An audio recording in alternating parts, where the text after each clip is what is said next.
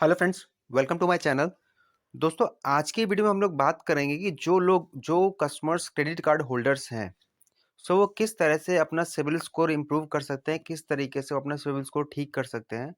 हम आपको आपके सिबिल स्कोर को ठीक करने के वो 5 तरीके बताएँगे, जो कि लेटेस्ट ट्रेंड में मतलब आज के वक़्त में 2022 के अकॉर्डिंग आप यूज़ करते हैं, तो उससे आपको काफ़ी ज़्यादा फ़ायदा हो सकता है और आपका सिबिल इम्प्रूव ठीक रहेगा, तो आपको किसी तरह की फ्यूचर में लोन लेने में दिक्कत नहीं आएगी।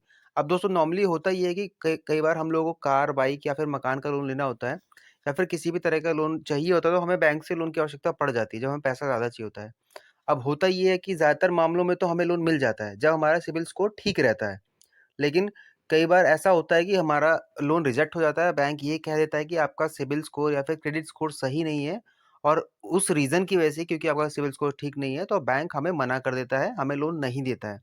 तो उस सिचुएशन में अब परेशानी हो जाती है एज़ अ कस्टमर हम लोगों को।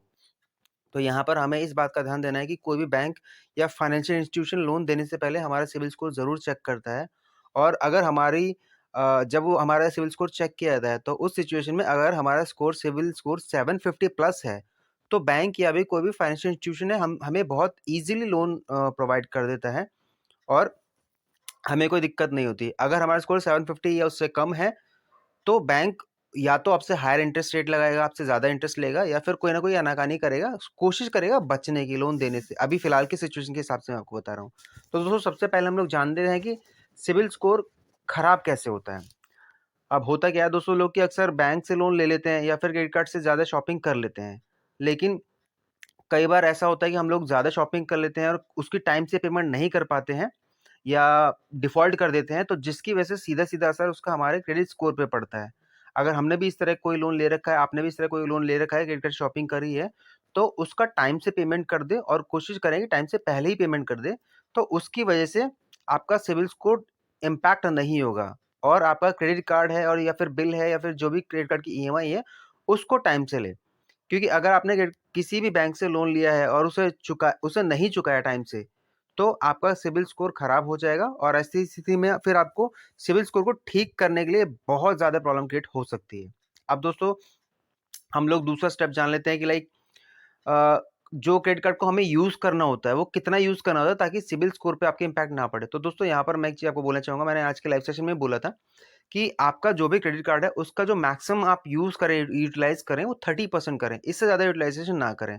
बिकॉज़ अगर आप क्रेडिट कार्ड से खरीदारी करते हैं, तो आपको इस बात का ख़ास तौर पे ध्यान देना है कि अगर आपका लिमिट 30% मतलब टोटल आपका लिमिट से कम है या उतना है, तो इस सिचुएशन में आपको दिक्कत नहीं होगी और आपका सिबिल स्कोर अच्छी सिचुएशन में रहेगा, वो इम्पैक्ट नहीं करेगा। अगर आपने उससे ज़्यादा यूज़ कर लिया, तो कोशिश करें जल्दी से जल्दी उसकी पेमेंट कर दें और अगर ईएमआई है, तो ईएमआई को चुका दें, ताकि आपके सिबिल उससे हैम्पर ना हो।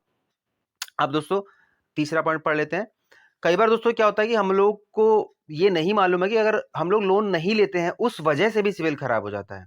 अब ये दोस्तों काफ़ी लोगों को बात अटपटी लग सकती है कि दोस्त ये सर ये क्या मतलब हुआ कि लोन नहीं लिया तो भी सिबिल खराब हो गया? तो नहीं दोस्तों, ये बात सच है। अधिकांश लोगों का मानना है कि मतलब ज़्यादातर लोगों का ये मानना है कि सिबिल स्कोर सिर्फ़ समय पर ना चुकाने से खराब होता है। तो नहीं दोस्तों, अब एक लेटेस्ट रीज़न ये भी है आपका कि लेकिन आपको यहाँ पे ध्यान देना ज़रूरी है कि अगर आप लोन नहीं ले रहे हैं ना, तो भी आपका सिबिल स्कोर खराब हो जाता है। क्योंकि सिबिल स्कोर किस तरह से आपका मेंटेन रहता है, उसका रीज़न ये है कि आपके अकाउंट्स में सिबिल पे ट्रांज़ैक्शन हिट होनी चाहिए।